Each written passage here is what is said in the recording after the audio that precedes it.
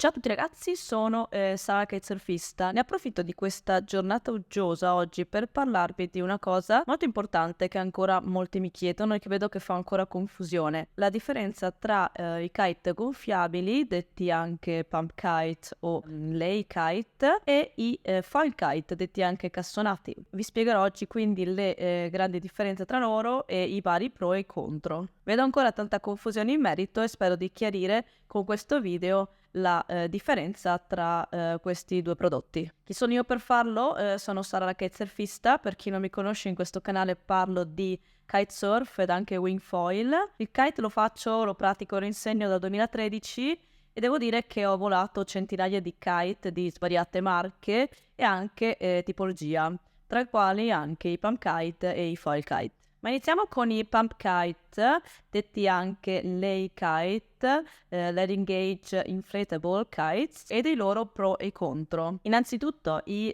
pump kite, i gonfiabili, sono quelli che vanno per la maggiore, quelli che spero il vostro primo istruttore, il vostro primo centro vi consiglierà, quelli che più si vedono in giro e vedete in giro, in Italia e nel mondo. Si pompano con una pompa e all'interno hanno un bladder che si gonfia e dà struttura a una parte principale, la leading gauge appunto, e i vari strut che ne danno una struttura piuttosto solida. C'è poi una canopy, una tela anche, che fa sì che il vento quindi li gonfi e li faccia sostenere nell'aria. Sono i kite più usati e più venduti nel mondo per gli amanti di questo sport. Quali sono i pro dei pump kite? Sono perfettissimi da principianti a kiter avanzati. Si rilanciano molto facilmente dall'acqua, almeno che non siano modelli tecnici come i Sea Kite o kite super antichi. Si setuppano facilmente in 2 minuti, si armano quindi in pochissimo tempo. E viene attivato il sistema di quick release. I pump kite si possono resettare in maniera abbastanza facile e intuitiva, cosa che è un po' diversa con i foil kite. Il self-rescue è facile e super safe con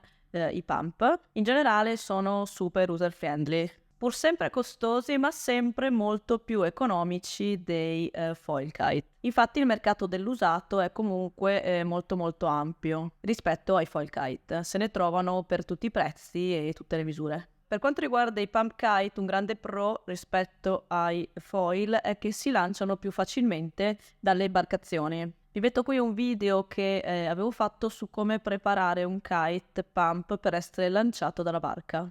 Ovviamente uno deve saper fare un lancio dalla barca, mi raccomando, non improvvisatevi se non l'avete mai fatto. Con un pump kite è più facile lanciarsi a fare nuove manovre e fare nuovi tricks proprio per la facilità di rilancio che hanno dall'acqua quando lo crashate, ovvero cadete male e il kite inevitabilmente va in acqua. Quindi più facile progressione. In generale i pump kite sono più rapidi, almeno che non sia un 17 metri ovviamente, e si luppano facilmente, grazie alla loro forma. Quali sono i contro dei pump kite? Potrebbero stallare con poco vento o light wind, quindi potrebbero cadere più facilmente. Sono anche, infatti, strutturalmente un po' più pesanti dei foil kite. C'è da pompare, quindi fare questo delizioso warm-up prima della sessione, che ci sta. Ma non per tutti, infatti per chi fosse pigro ad oggi ci sono queste pompe automatiche basicamente per la quale non farete nemmeno fatica. Vi linko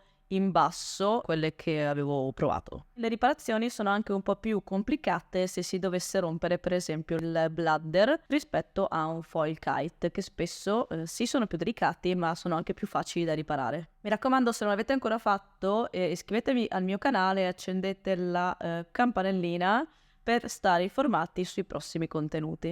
Ed anche se avete domande, ovviamente fatemele nei commenti o via form in descrizione. Ma parliamo poi dei foil kite. Quali sono i loro pro e i loro contro? Foil kite, detti anche cassonati, detti anche ram kites. Si autogonfiano col vento, basicamente non serve la pompa. Sono di fatto dei mini parapendii. Si vedono un po' meno in giro, anche perché sono abbastanza più costosi dei pump. Sono fatti con delle celle che basicamente si gonfiano direttamente con il vento e sollevano il kite in aria. Sono fantastici per light wind, quindi vento leggero. Quindi basicamente se ne possiedi uno sarai quasi certamente l'unico rider nel tuo home spot nel caso vivessi in un posto di light wind, tipo il Mar Adriatico, si vedono un sacco di foil kiters. O quantomeno sarai il primo ad andare in acqua appena inizia il vento e avrai quindi tutto lo spazio per te. I foil kite sono anche quelli usati per le gare, anche le Olimpiadi, come avete ben visto, e sono l'ideale, stabili e super veloci, danno e garantiscono un angolo di bolina ancora più ampio dei pump kite. Ma parliamo dei pro dei foil kite. Impossibile che stallino davvero, serve proprio zero vento perché un foil kite cade in acqua. Però può succedere, Può succedere infatti che cadano ed è anche abbastanza sbattimento rilanciare. Molto tecnico, c'è da giocare bene con le linee, non sono facili per niente da rilanciare come può esserlo un pump kite. Sono stabilissimi in aria e infatti perdonano moltissimi errori. Hanno, come vi dicevo, un angolo di bolina wow, quindi bolinate a cannone con i foil kite basicamente e soprattutto se lo usate con una tavola idrofoil. Di fatto sono amati dagli idrofoiler e i nostri atleti alle Olimpiadi per il racing li usano con tavole idrofoil. Infatti vanno velocissimo. Sono perfetti per vento leggero, sono leggerissimi per struttura e design, infatti sono l'ideale anche per andare in viaggio, pesano poco, pesano meno che un pump kite. Sono dei kites mega performanti, non a caso il loro prezzo, più cari dei pump senza dubbio. Con i foil kite anche si salta molto molto in alto, proprio per questa forma e struttura che hanno un hang time davvero incredibile. Un altro pro dei foil kite è che sono anche un po' più facili da riparare se vuoi. Sono fatti benissimo, proprio come dei piccoli parapendii. I foil kite si lanciano e atterrano in maniera molto diversa dai pump kite, anche da soli, ma è sempre una manovra un po' tecnica e avanzata da fare. Non a caso sono molto consigliati per fare snow kite in montagna. Dal punto di vista operativo è molto meglio che fare snow kite con un foil kite piuttosto a un pump kite. Ma sempre, mi raccomando, bisogna essere esperti per fare le manovre di lancio e atterraggio, soprattutto in spiagge o posti con ostacoli. Soprattutto l'atterraggio da soli con i foil kite è sempre un po' complicato, vi consiglio di farlo con un assistente in ogni caso.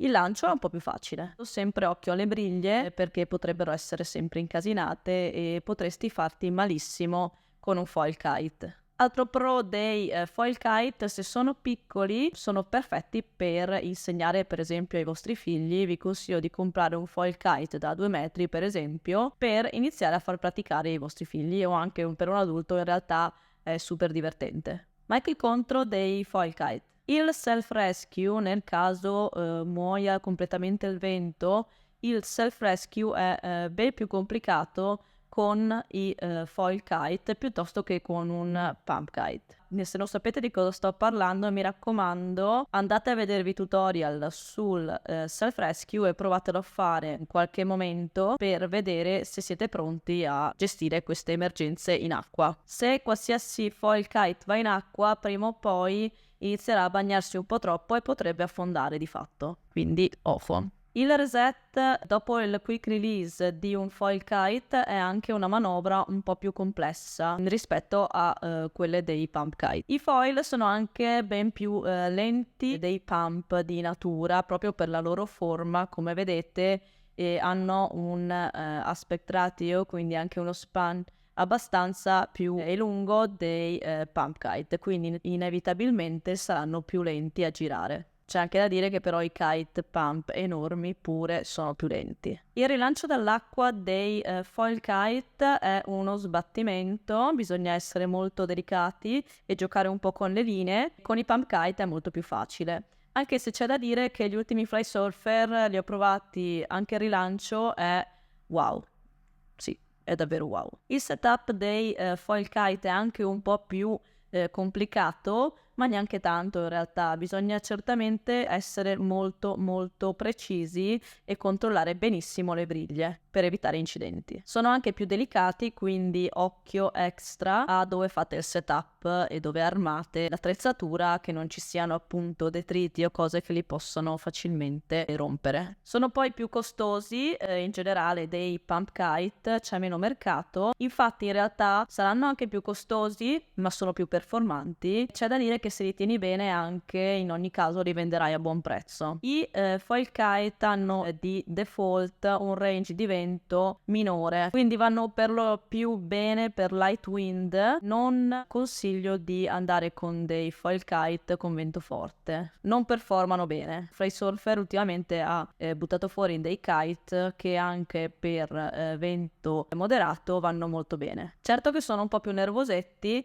con vento più forte e o rafficato, cosa che tra l'altro in montagna è possibile, appunto per questo rimangono kite per kiter esperti. Con i foil kite anche il lancio dalla barca, da imbarcazioni in generale, è un po' più complesso dei pump, sconsigliato in realtà. In conclusione direi che sia i pump kite che i foil kite sono fantastici per praticare questo sport fantastico che è il kitesurf. Ma se siete principianti non acquistate dei foil kite. Questa cosa vorrei che fosse chiara. Non è necessario acquistare un foil kite, almeno che non siate pieni di soldi e non sapete dove buttarli. Degli invasati del paragliding, quindi dei paracadutisti basicamente che vogliono giocare in acqua con un giochetto fantastico che magari puntate a saltare in alto, dei kiter avanzati, quindi a meno che non vogliate anche arrivare a competere, quindi partecipare a gare, a meno che anche non viviate in uno spot davvero di super light wind